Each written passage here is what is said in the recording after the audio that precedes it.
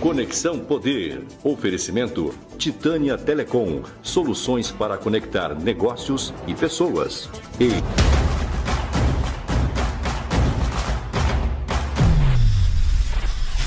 Olá, o Conexão Poder recebe a deputada federal, Coronel Fernanda, conosco nessa bancada, Abdala Zarur, nosso parceiro. Tudo bem, Coronel? Tudo bom, Márcia? Tudo bom, Abdala? Feliz de estar novamente aqui. Que bom. A senhora é um dos novos nomes, 5 novos nomes escolhidos pelos matogrossenses para estar ali na Câmara Federal, né, nessa nova legislatura. E esse é o seu primeiro mandato eletivo. Como é que está sendo toda essa nova vida política ali no centro político do Brasil, né? A única coisa que mudou muito foi minha rotina, né? Agora, terça-feira, eu saio de Cuiabá de madrugada e retorno na quinta-feira à noite. Estou tentando manter esse ritmo porque aqui está minha casa, aqui está a minha família, não tem como eu deixar isso de lado. Mas lá em Brasília é muito intenso. Os dias que eu não almoço, mal a gente janta, porque é muita coisa, é muito compromisso, é muito vai e volta de gabinete. Do meu gabinete lá no plenário são 800 metros de ida e 800 de volta. Então a gente faz esse percurso várias vezes ao dia, Então está sendo bem intenso. E já deu para sentir como é que vai ser essa legislatura ali na Câmara Federal? Já vai ser pesada, a disputa entre a esquerda está muito forte. Eu vejo assim, eu nunca vi tanta... Deixa uma palavra para não depois não ser acusada de ser discriminadora, né? Mas eu nunca vi tanta afronte, né? Eles afrontam muito, né? Dentro da Câmara Federal, eles vêm com muita agressividade. E aí acaba também a gente dando uma resposta à altura, porque senão eles vêm para cima da gente. Então vai ser um período de muito conflito, muita discussão, muito embate ali, porque as coisas que a gente acredita nós não vamos deixar de lado. Que tipo de situação que a senhora coloca aí essas afrontas que acontecem lá? A todo momento que eles usam o púlpito é atacando o presidente Bolsonaro, é atacando a direita. A gente não consegue ver propostas para o Brasil, né? Nós estamos vendo aí, cada dia que passa, situações constrangedoras. Antes de ontem, um dos deputados federais entrou com um pedido de liminar para que as armas não fossem cadastradas novamente, porque elas já estão cadastradas. Se o Ministério da Justiça quer essas armas, é só ele pegar o cadastro que está ali e puxar para o sistema deles, né? É muito mais prático do que dar trabalho para o cidadão. Já está lá. As armas que são legais, elas já estão cadastradas. O problema são as armas ilegais, que eles não querem correr atrás para resolver o problema das armas ilegais. Então, a gente vê que é um trabalho sempre contra o cidadão e não a favor do cidadão. É sempre para prejudicar o cidadão. É uma questão de ideologia, mas a ideologia deles é tão forte que eles não se preocupam com o cidadão se ele vai estar bem ou mal. Coronel, a senhora foi eleita e durante sua campanha a senhora sempre colocou que gostaria de estar lá na Câmara, né, no Congresso, para votar as pautas do governo caso o Bolsonaro fosse eleito. Como que a senhora vai conduzir essa votação se de repente for algo que possa ser interessante? A senhora votaria com o presidente Lula? Nós já temos uma orientação do presidente do partido, o presidente Valdemar da Costa Neto, e das lideranças nossas. Tudo que for bom para o país, em especial para Mato Grosso, nós vamos apoiar. Tudo que for contrário, nós vamos ser oposição, sim, mas uma oposição com sabedoria, uma oposição para o bem do Brasil. Eu queria aproveitar e voltar nesse assunto das armas que a senhora estava falando. O Ministério da Justiça deu um prazo aí, né? Para que quem tem a arma faça esse recadastramento até março. Quem não fizer isso vai estar cometendo um crime, já que é uma determinação administrativa. E destacou, abre aspas, não existe direito adquirido ao uso de armas. Então, é uma autorização precária e temporária que o Estado pode ou não dar. Não existe nenhuma lei que diga que a pessoa tem direito a andar armado. Então, nós já estamos trabalhando nisso. Já foi feita uma propositura de um PDL para preservar o direito das pessoas que possuem arma e quem quiser ter uma arma. Porque ter uma arma não é você ir no mercado e pegar numa gândula eu vou pegar esse modelo para mim hoje. Não é assim. Ela siga, eu dou sempre o exemplo do carro.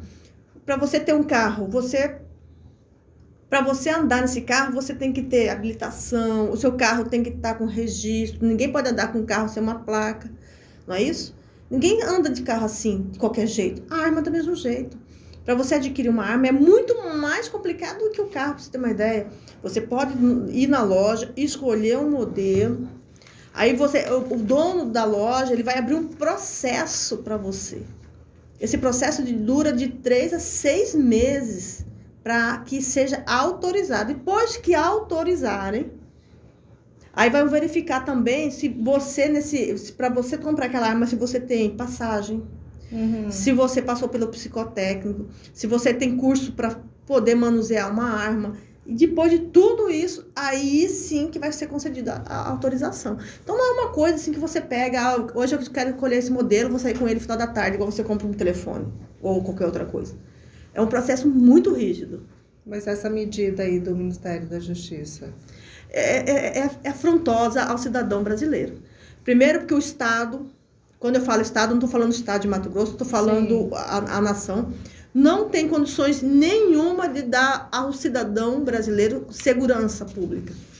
Se você pegar os exemplos dos estados que nós temos no nosso país, Rio de Janeiro, recentemente vi imagens das pessoas correndo por causa de um arrastão.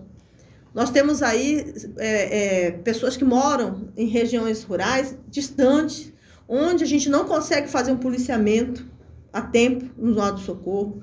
Nós estamos vendo mulheres morrendo aí por feminicídio e elas não conseguem ter direito de ter um porte de arma ou alguma coisa para se defenderem, porque nós não temos efetivo suficiente em estado nenhum para atender a sociedade como precisa.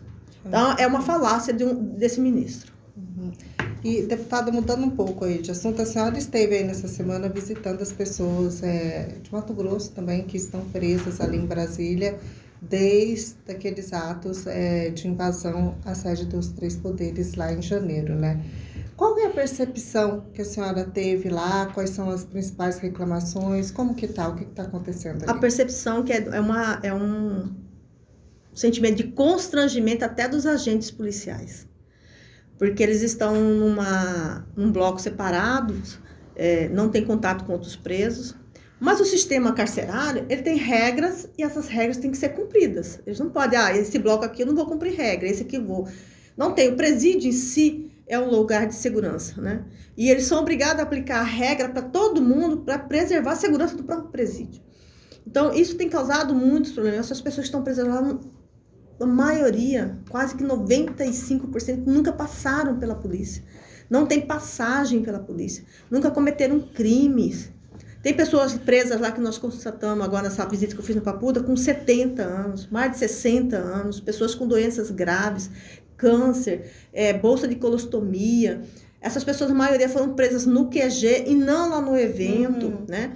E mesmo assim, mesmo que elas tivessem sido presas lá por quebrar as coisas, o crime em si lá, ele pode ser apurado com a pessoa presa, com cautelares na sua casa ou então no seu estado. Não tem cabimento. O presídio, ele é previsto para atender lá, vamos dizer, 1.000 pessoas, e receberam em um único dia mais de 1.000 pessoas. O presídio tem hoje 1.600 pessoas presas. 600 são as pessoas que estão lá, que ficaram. Então, é um absurdo. Eles não conseguem hoje atender com qualidade a alimentação do preso, não estão conseguindo dar o atendimento médico do preso. Com isso, a alimentação está vindo estragada em alguns momentos. O próprio secretário de Justiça do Distrito Federal chegou a informar para a gente que a empresa que é responsável para entregar a alimentação, teve dia que ela teve que levar de volta 200 marmitas que estavam estragadas. Então, porque eles não estavam preparados para atender um público tão grande e não estão. Não é porque eles não querem fazer, é complicado, a gente tem que se colocar na situação. O médico hoje, lá que estão atendendo os presos, não consegue atender todos os presos. E tem presos lá que precisam tomar remédios controlados, não estão tomando ainda, porque o médico não passou a prescrição. Então, é uma coisa diferente para eles, são pessoas que nunca tiveram esse tipo de realidade em suas vidas, sempre pautaram pela forma correta de se viver, trabalharam, contribuem, são pais de famílias, as mães de famílias que estão na colmeia, não conseguiram ir na colmeia, que a gente, tudo tem que ser uma autorização, a gente deve ir na colmeia agora, no início de março, com um grupo de deputados federais, eu fui acompanhando os senadores. Então, assim, é um momento muito delicado, muito complicado, que o Estado está fazendo com que pessoas sejam cerceadas suas liberdades, sendo tratados como marginais. E a gente já viu na história do nosso país, eu como segurança pública, marginais tendo penas diminuídas, marginais não ficando presos, ou usando tornozeleira, com crimes que eu acho que são muito mais graves do que aconteceu lá dentro. Não quero tirar a responsabilidade e a culpa de ninguém. Quem fez tem que pagar.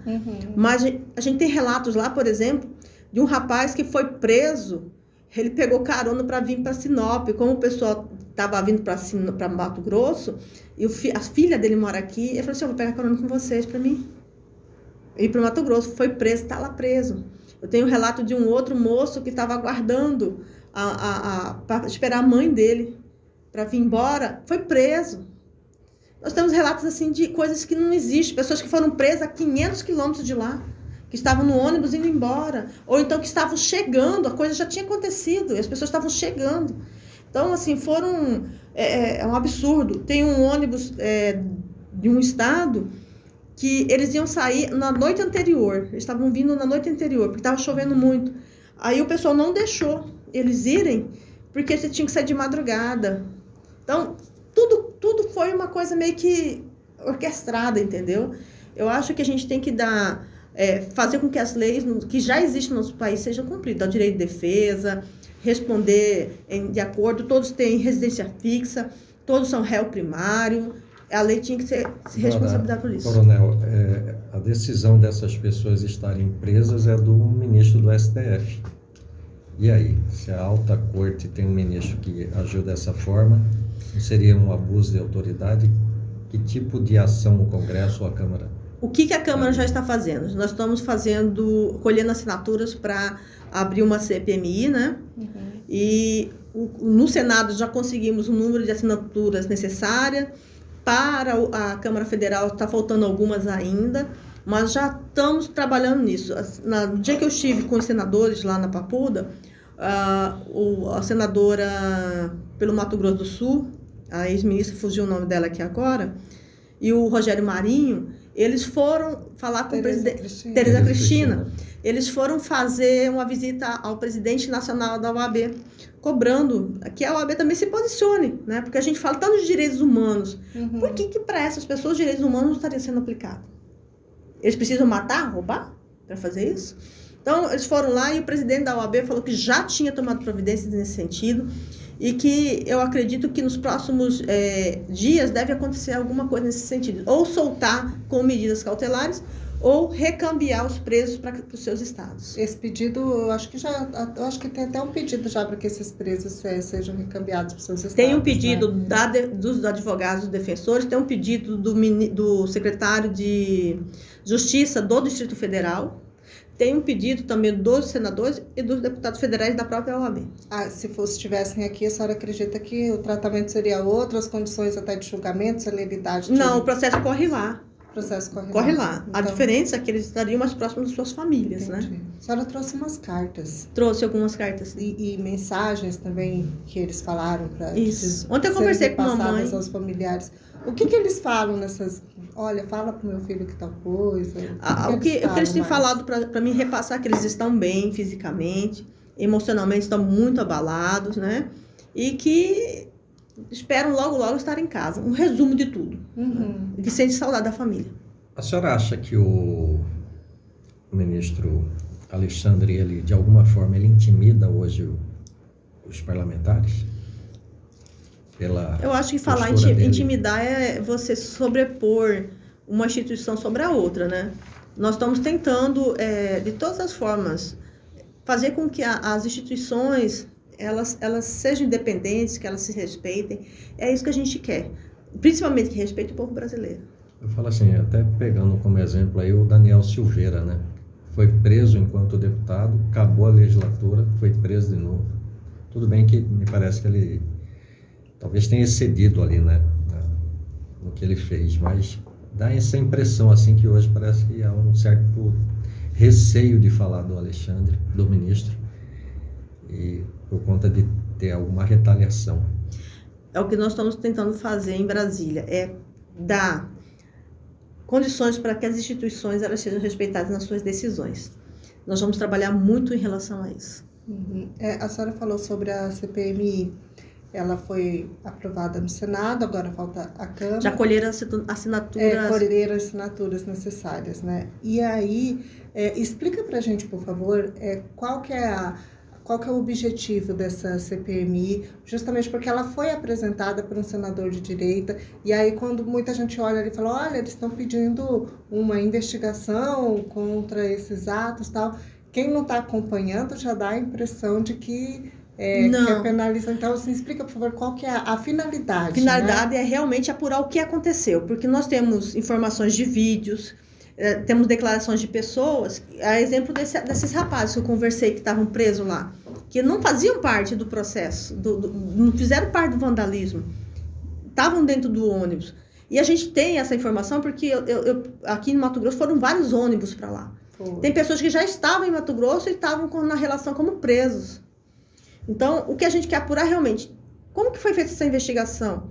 Houve excesso? Não houve excesso por parte de quem determinou a prisão?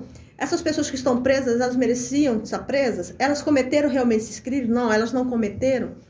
Foi dado para ela todo o direito que ela tem nesse processo?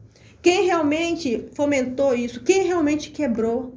Da onde são as pessoas que quebraram? Por que elas fizeram isso? Então, são questionamentos que nós não temos. E aí, quando até esses dias atrás, a esquerda queria isso. Agora que nós vamos fazer, então, agora eles não querem, de jeito nenhum, eles não querem. Essa que é a pergunta, e nós precisamos identificar os fatos. Não é passar a mão na cabeça de ninguém, mas é apurar e principalmente proteger as pessoas que estão lá inocentes. Você acha que tem infiltrados? Eu não por que a esquerda não quer? A gente vai descobrir isso, se Deus permitir, a gente vai conseguir, faltam, se não me engano agora, 60 assinaturas, 50 assinaturas no Congresso, e a gente conseguindo, nós vamos ter acesso a todas essas informações. Mas porque ali eles estavam tentando esvaziar, né, para não ter essa assinatura. A senhora acha que consegue na Câmara? Não, eu acho que a gente vai conseguir. Porque a pressão popular é muito grande. Nós precisamos instalar urgentemente essa CPI mista. No Senado já está resolvido. Agora falta na Câmara Federal. E assim como a Vidala perguntou, a senhora acredita que tenha infiltrados? Eu acredito que tem pessoas com má intenções, pessoas que queiram fazer o mal.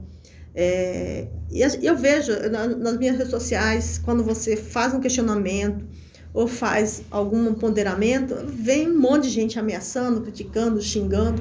Da mesma forma, eu acho que em qualquer local pode haver pessoas com má intenções. Essas pessoas que ficaram em frente aos quartéis, a gente percebeu assim que a manifestação que era feita ali era porque o Lula foi eleito, né? A senhora não acha que houve uma perda de time ali quando ele foi colocado como candidato? Eu acho que houve várias percas de time. Eu acho que lá, quando ele foi absorver todo o processo, ali perdeu-se o time, né? Não poderia ter deixado isso acontecer lá atrás. Quando ele ficou isento de culpabilidade, de culpa, ficha limpa, ficou uma situação complicada, né? Mas eu acredito que a gente ainda tem que criar muita conscientização na população, para que as pessoas tenham ciência do que está acontecendo. E a gente vê hoje, quem vai no mercado, você não consegue mais comprar as coisas como você deveria comprar. Está vendo um trabalho, a gente vê que tem um trabalho muito intenso do governo atual contra o agro, em forma de gotas, né? Nós precisamos entender, Mato Grosso é um estado agro. Se o agro quebrar, Mato Grosso quebra. Mato Grosso, de acordo com a informação que eu tive, nesse ano, se concretizar o que está acontecendo dentro do agro do Mato Grosso vai ser o terceiro maior produtor de grão do mundo. Primeiro é o Brasil, o segundo é os Estados Unidos e Mato Grosso vai ser o terceiro. Então, nós não podemos fazer com que o nosso cofre, o nosso recurso seja penalizado por uma ideologia de esquerda. Nós temos que proteger muito o nosso agro, principalmente Mato Grosso. Agora, Coronel, a senhora falando isso, então, a senhora coloca o ministro Fávaro como coautor aí dessa barbárie que pode acontecer? Eu não coloco ninguém no lugar. Eu acho que cada um tem que ter ministro, né, da Agricultura. Ele tem que ter consciência e trabalhar cada vez mais para o Mato Grosso. Quando eu falo governo, eu falo nas intenções e não na pessoa. Até para evitar esse transtorno. Eu espero que o ministro, apesar que esses dias ele deu uma entrevista zangado, que não é bem assim, que é fake news, isso, aquilo, mas é público e notório, por exemplo, que o governo que está aí hoje está investindo na cultura. Mas não é na cultura das pessoas lá, dos municípios, daqueles pequenos profissionais da área, mas sim nas grandes que fizeram a campanha dele. Dos grandes artistas. Dos grandes artistas. É inadmissível isso. Nós estávamos fazendo com que as culturas de cada município crescessem no decorrer desses últimos anos. Eu quero ver se esse dinheiro da cultura vai chegar na ponta. Uhum. Nós precisamos promover e fomentar a ponta. E não quem já tem dinheiro. Né? Não que a gente seja contra esses grandes artistas, mas ele já pegou muito recurso público, ele já investiu, eu acho que ele deveria ter feito alguma coisa. Se não fez até hoje, tem que dar oportunidade para aquele que está começando, aquele que teve menos oportunidade, crescer. Tirar renda, Tirar né? renda. Agora colocar quase 10 bilhões ou mais de 10 bilhões na cultura para um grupo seleto de artistas, é inadmissível isso. Agora, Coronel Fávaro, como sendo aqui de Mato Grosso, já houve assim, uma aproximação, uma agenda com ele para colocar essa preocupação? Não, eu pessoalmente não, mas a gente já participa de alguns eventos onde ele tem declarado que ele vai estar trabalhando em prol do Mato Grosso. Assim a gente espera. Vamos falar de projetos? Deputada, a senhora tem uma proposta para que seja criminalizado o comunismo com pena de prisão de 2 anos, é isso? Sim. Explica pra gente, por favor. Hoje já existe uma lei que Porque assim, 2 anos de prisão é muita gente, hein, deputada? Eu espero. Hoje já existe o crime de nazismo. Sim. Por que o nazismo é considerado crime? Porque no decorrer ele causou muitas mortes no mundo, né? Ele é algo nocivo à humanidade. E o comunismo também. O comunismo matou e está matando muitas pessoas no mundo. Tem fatos históricos que provam isso. Nós não podemos permitir que num país que a liberdade é o centro dela, num país onde a democracia é o que respalda toda a convivência da sociedade, seja manchada pelo comunismo. A gente não pode permitir isso. Quem quer viver de comunismo vai procurar os países comunistas, mas o Brasil tem que ser respeitado e o nosso povo brasileiro não é comunista. Então, quem estiver promovendo o comunismo, ele é tão criminoso como quem está promovendo o nazismo. E aí, a senhora falou que são responsáveis por mortes. Como assim? O que a senhora está apontando nesse sentido? Nós temos na justificativa nossa estudos realizados fora do nosso país que identificaram durante o decorrer da história da humanidade as atividades que o comunismo realizou em vários países. E isso é prova, não tem como se questionar isso mais. Antes se questionavam, já está provado, tem condições suficientes para transformar como crime. A gente não pode vangloriar criminosos. E o comunismo é um bando de... As pessoas que têm o comunismo como ideologia estão promovendo o crime e a gente não pode permitir isso. Quem é comunista flerta com crime, Coronel? Com certeza. Com certeza. Que o poder... A senhora não acha que o Brasil teria um problema muito sério, porque a gente tem como um grande cliente a China, né? Que é um país comunista. O problema é que a gente não pode divulgar e promover o comunismo.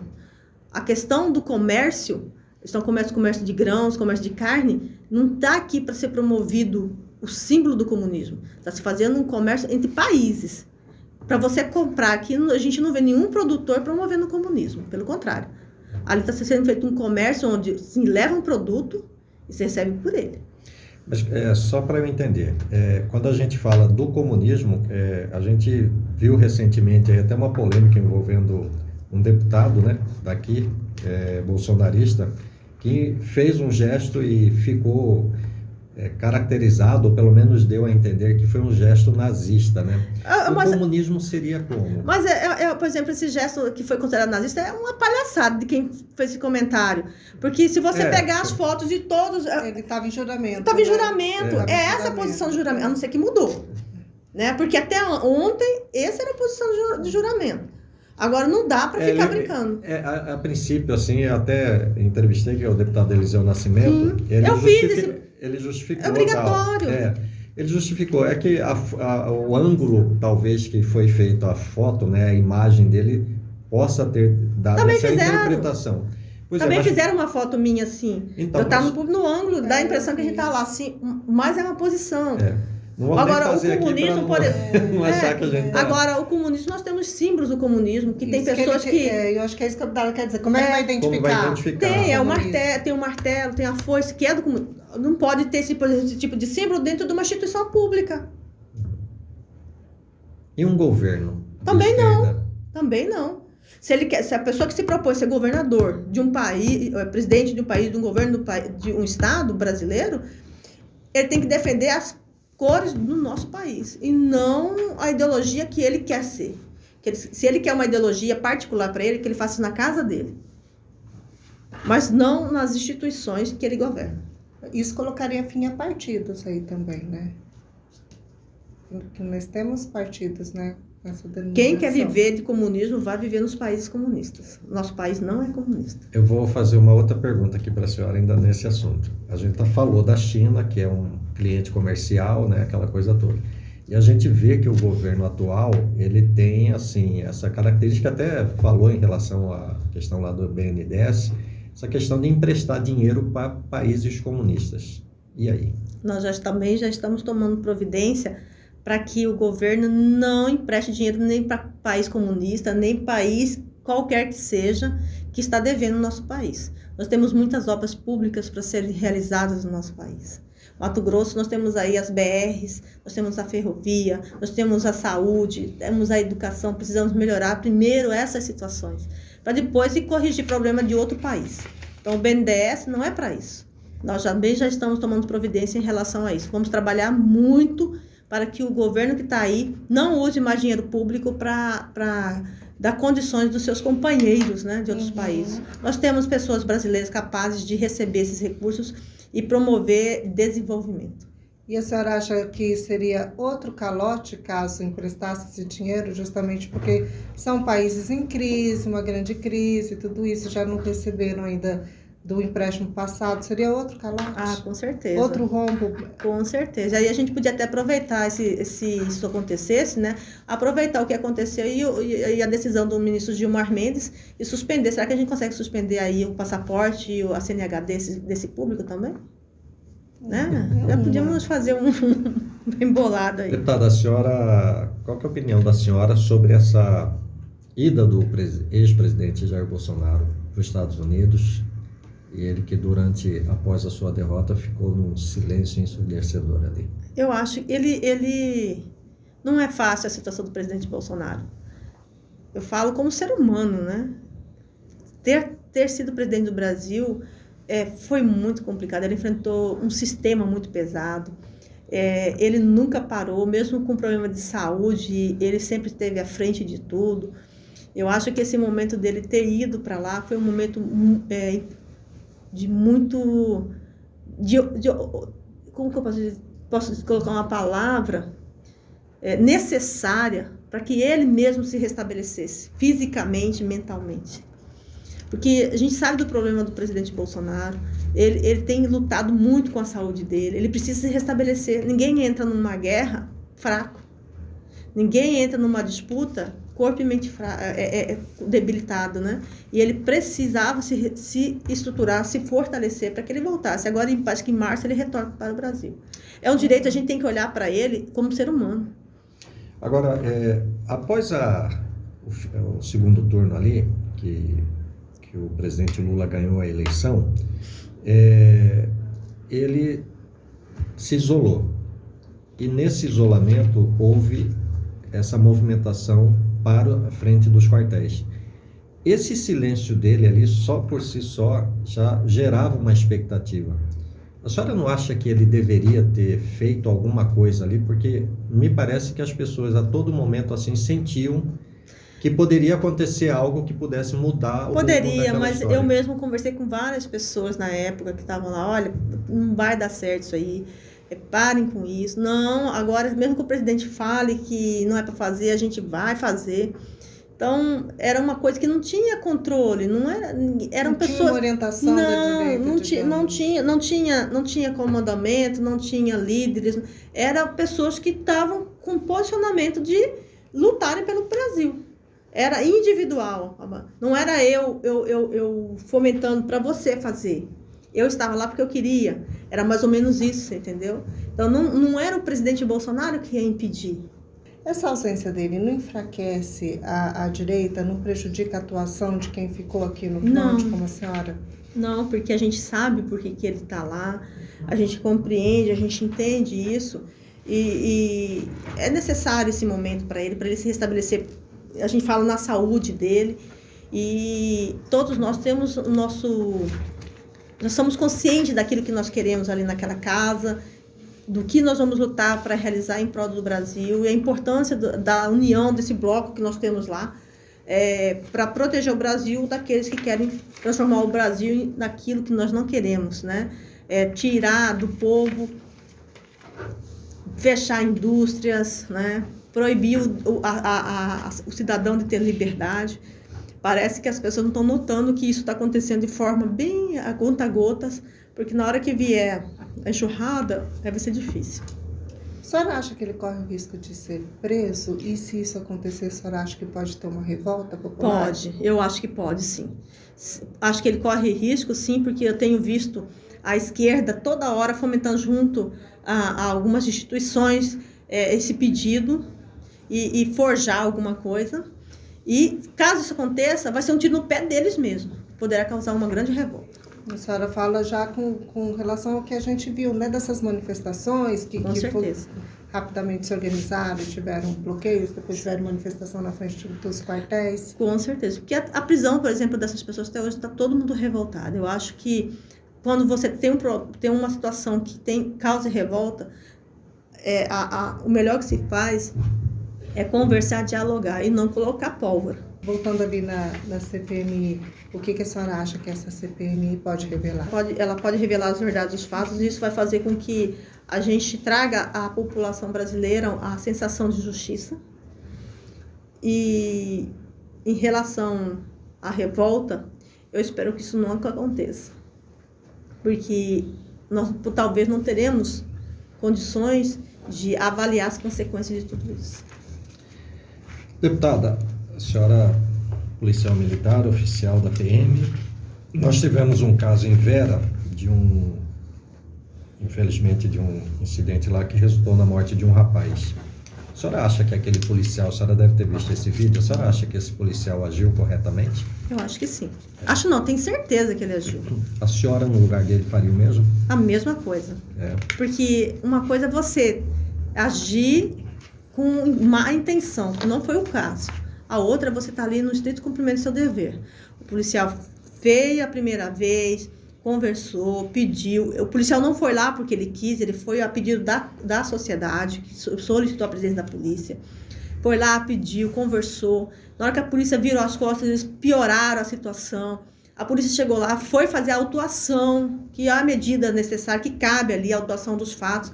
Eles tomaram do policial o aparelho, tomaram o cacetete do policial, tentaram tomar a arma do policial, partiram para cima na agressão física.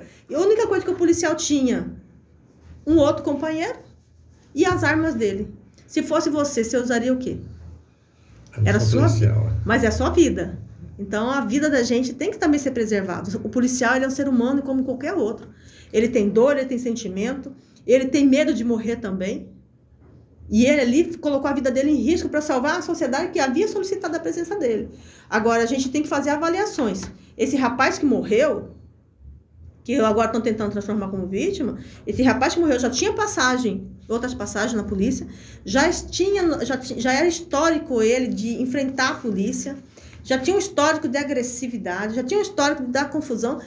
Então, assim, eu tenho falado, gente, culpado não é o policial que atirou. Culpado é quem deu para ele essa permissão para ele desrespeitar as autoridades, desrespeitar o bom convívio com a sociedade, desrespeitar as pessoas que estavam ali.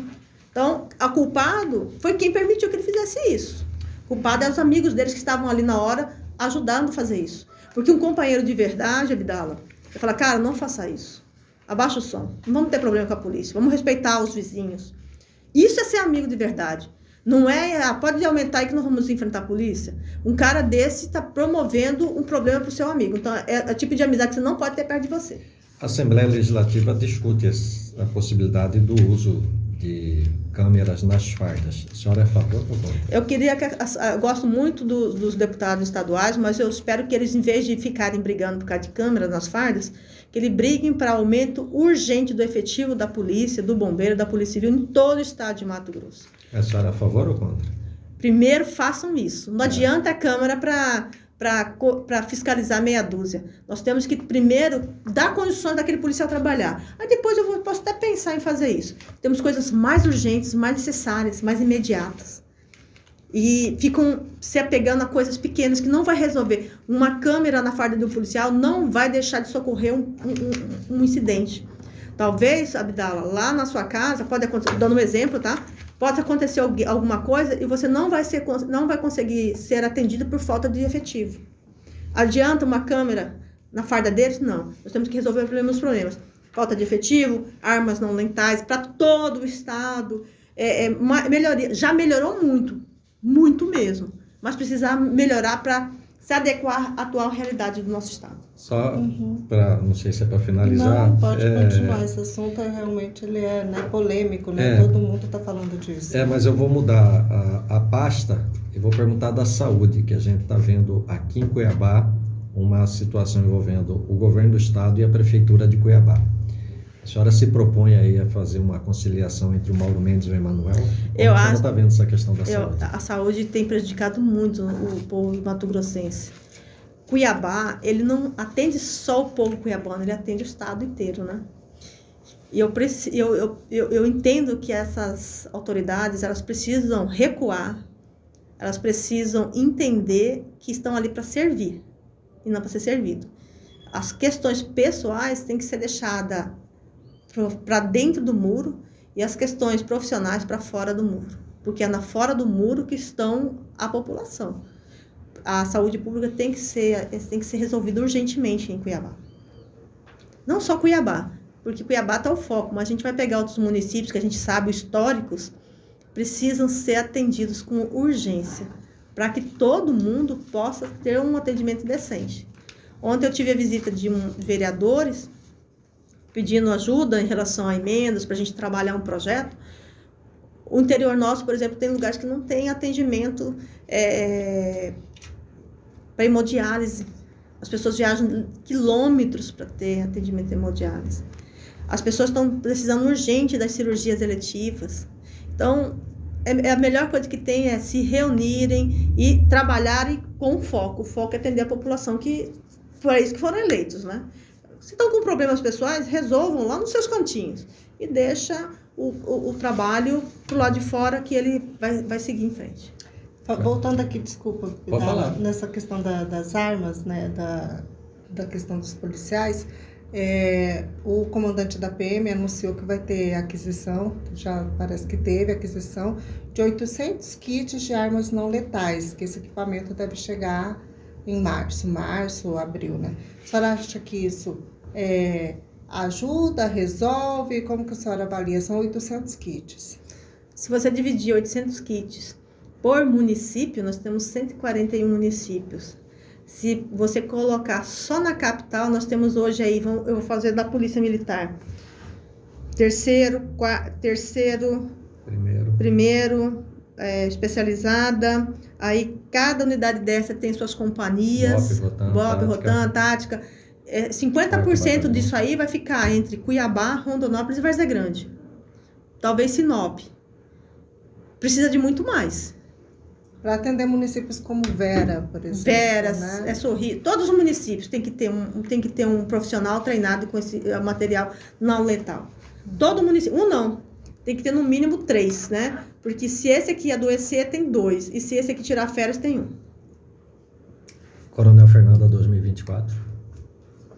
Vamos trabalhar. Vamos trabalhar para ajudar alguém.